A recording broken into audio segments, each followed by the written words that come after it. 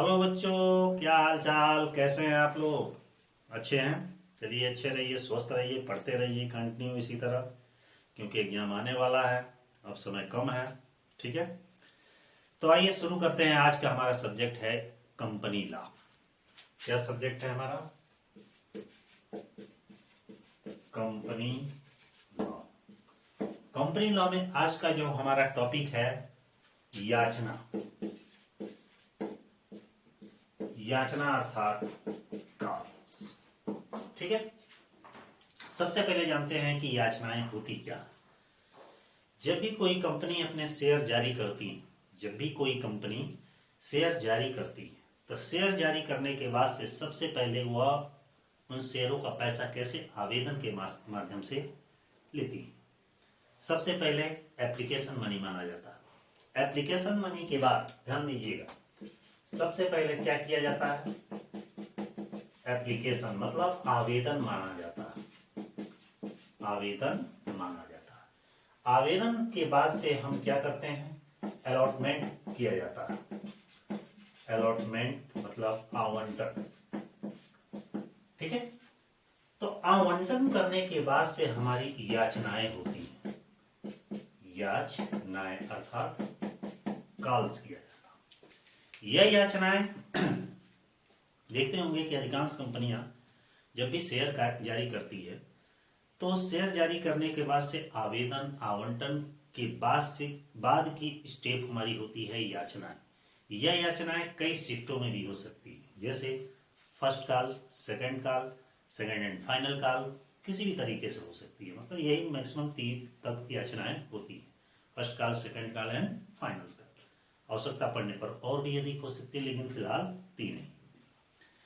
कहने का मतलब है कि जो भी शेयर होल्डर्स शेयर खरीदता है, तो उसके पास बहुत सारे ऑप्शंस होते हैं। कंपनी देती है कि चाहे एक बार पैसा देते, चाहे इंस्टॉलमेंट में करते। तो जो इंस्टॉलमेंट में होता है तो उसे हम याचनाएं कहा जाता है।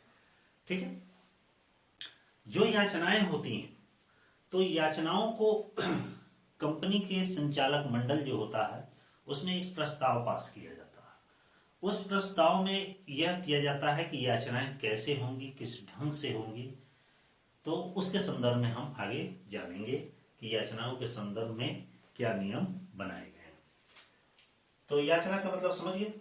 याचना का मतलब है कि एप्लीकेशन और अलॉटमेंट के बाद से जो अंशधारियों से कंपनी द्वारा पैसा मांगा जाता है, किस्तें मांगी जाती हैं, तो उसे याचनाएं कहा जाता है। याचना के कुछ रूल्स है। याचना संबंधी नियम। याचना संबंधी नियम। याचना संबंधी नियम क्या है?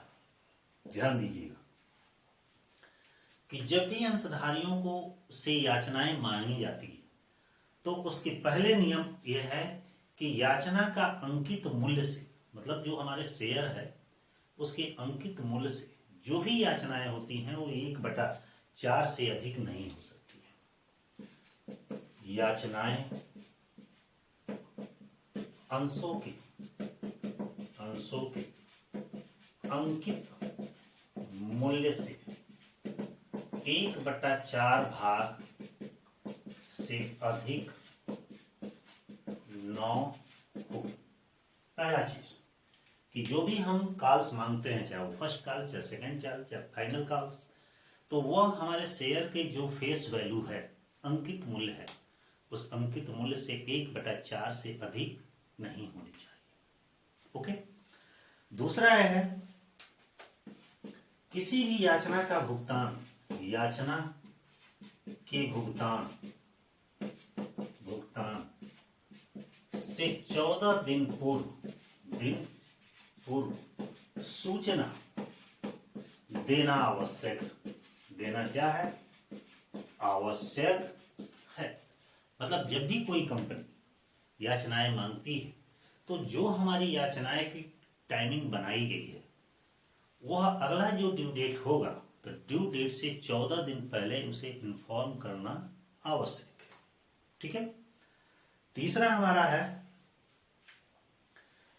कि कभी भी जो भी याचनाएं होंगी, कंपनी के पास या संचालक मंडल के पास यह अधिकार होगा कि याचनाओं को स्थगित कर दे, अर्थात याचनाओं को स्थगित करने का अधिकार,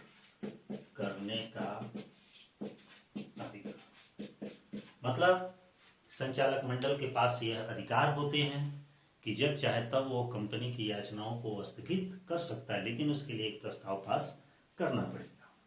अगला कि जो हमारी याचनाएं होती हैं, याचना का की जो अवधि है न्यूनतम 1 माह तक होनी चाहिए, मतलब कि दो याचनाओं के बीच की दूरी, बीच का समय कम से कम 1 महीना अवश्य होना चाहिए। ऐसा नहीं कि आज एक पढ़ या एक 15 दिन बाद पढ़ा, ऐसा नहीं होना चाहिए। अर्थात जब प्रथम याचना मांगी जाती है तो द्वितीय याचना मांगने से कम 1 महीना अधिक भले हो सकता है, लेकिन कम से कम 1 महीने का अंतराल होना आवश्यक है। अगला, याचना के लिए संचालक मंडल का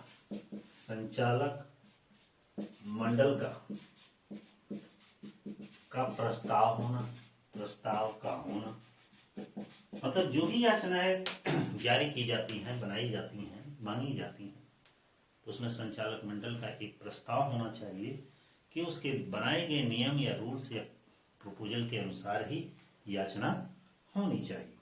अगला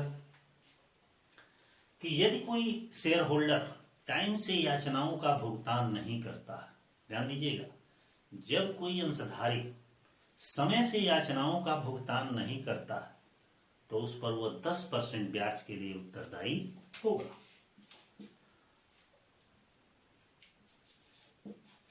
अंशधारी द्वारा समय से याचना न देने पर कितने का 10% ब्याज का उत्तरदायी होगा। ध्यान दीजिएगा, टाइमली जब कोई अपना इंस्टॉलमेंट पे नहीं करता है तो वहां पे वो 10% ब्याज देगा। ऐसा भी प्रावधान बना है कि कभी कभी कि कोई शेयर होल्डर टाइम से पहले ही अगला किस्त दे देता, अगली याचना दे देता, तो उसके लिए भी बनाया गया है प्रावधान।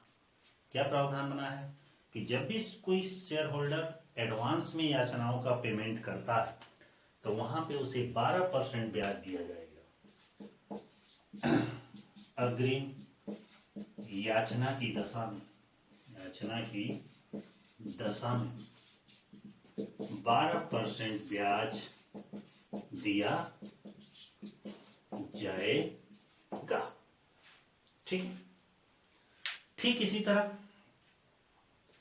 कि यदि कोई याचना, मान लीजिए किसी शेयर होल्डर की कॉल्स है, चाहे फर्स्ट सेकंड थर्ड है, उसका पेमेंट नगद में ही होना चाहिए, न कि किसी वस्तु या सेवा के रूप में। अर्थात याचना का भुगतान नगद में होना चाहिए,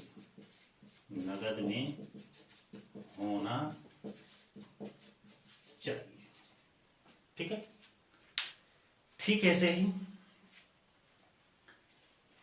कि एक ब्याज माफी है, यदि कोई शेयर होल्डर टाइम से किस्त पेमेंट नहीं किया तो ऐसी दशा में अभी बताया है कि 10% उस पर ब्याज उसको देने का उत्तरदायी है। लेकिन संचालक मंडल के पास सिफारिश लेकर वो जाता है तो संचालक मंडल के पास ये अधिकार होता है कि उसको ब्याज को माफ भी कर सकता है और नहीं भी कर सकता है।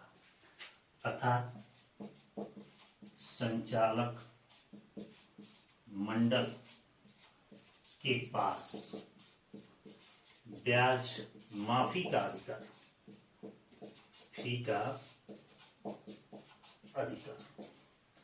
उसके पास ये अधिकार है कि जब चाहे तो वो ब्याज को माफ कर भी सकता है और ब्याज को माफ नहीं भी कर सकता।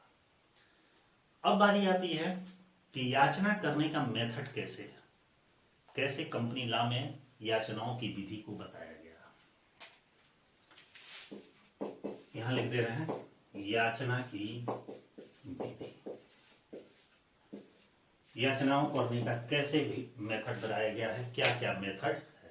जब भी कोई कंपनी को याचनाएं करनी होती है या संचालक मंडल को अपने शेयर होल्डरों से पैसे लेने होते हैं, इंस्टॉलमेंट लेने होते हैं, किस्त लेने होते हैं, याचना लेनी होती है, तो वैसे दशा में सबसे पहले काम है प्रस्ताव पास करना।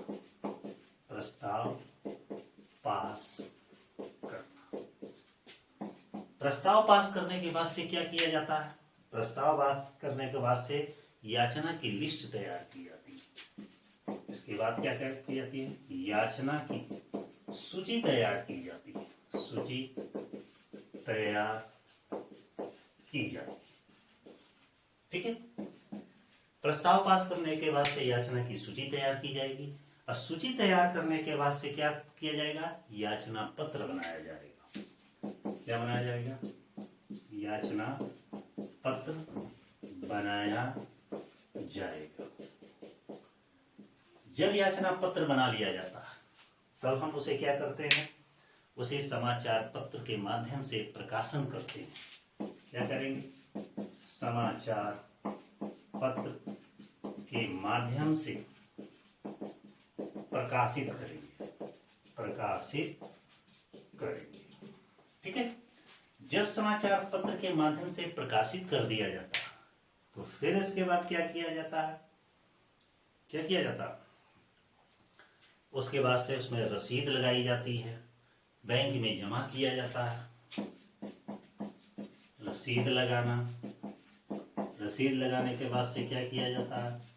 बैंक में जमा किया जाता है। जमा किया जाता है। फिर प्राप्तियों का विवरण उनके पास भेज दिया जाता है। प्राप्तियों का विवरण भेजना, ये हमारा याचना की विधि हो गई। ठीक। अब प्रश्न ये उठता है कि याचना का हमारा जो हमारी याचनाएं हैं वैसे वो पीछे के वीडियो में बता ही दिए हैं, अभी स्टार्टिंग में बोले हैं, बता ही दिए हैं। याचना जो हमारा कॉल्स है यह भी मैं बताया हूं कि किस तरह रूप में हो सकती है। ये प्रथम याचना के रूप में भी हो सकती है, दूसरा द्वितीय याचना के रूप में भी हो सकती है, और किस तरह से होती है? अंतिम रूप, अंतिम याचना में भी हो सकती है। यही 3 रूप में हो सकती है। बस याचनाओं के बारे में इतना ही। इससे अधिक याचना के बारे में कुछ जानने की जरूरत नहीं है तो उससे कंपनी लॉ में बहुत सारी चीजें, क्योंकि याचना के बाद से कोई अंशधारी याचनाओं का भुगतान नहीं करता है तो क्या किया जाता है? रिमाइंडर देने के बाद भी नहीं करता है तो उसका हरण कर दिया जाता है। हरण का आपको प्रोसेस बता ही दिए हैं पिछले वाले वीडियो में कि शेयरों का हरण कैसे किया जाता है। तो ये याचना वाला चूंकि टॉपिक छूटा हुआ था इसलिए मैंने इसको, थोड़ा सा छोटा सा टॉपिक था इसलिए मैंने इसे बता दिया। इसी तरह हमारा वीडियो कंटिन्यू देखते रहिए। छोटे छोटे टॉपिक्स जो कंपनी लॉ के हैं वो हम हमेशा देते रहेंगे, जिससे आपका कॉन्सेप्ट क्लियर होता रहेगा। एग्जाम में आसानी से उसमें उसके बारे में कुछ लिख सकते हैं। हमारा वीडियो कैसा लगा लाइक के माध्यम से आप जरूर बताइएगा। ठीक है। तो फिर अगले वीडियो में कल मिलते हैं, तब तक के लिए बाय। लेकिन जाने से पहले एक बार बता दें आप लोग को, जो हमारे चैनल पर नए हैं तो चैनल को एक बार सब्सक्राइब जरूर कर लें और बेल आइकन जरूर दबा दें ताकि आगे आने वाला वीडियो उनको मिल सके। ठीक है, फिर कल मिलते हैं, बाय।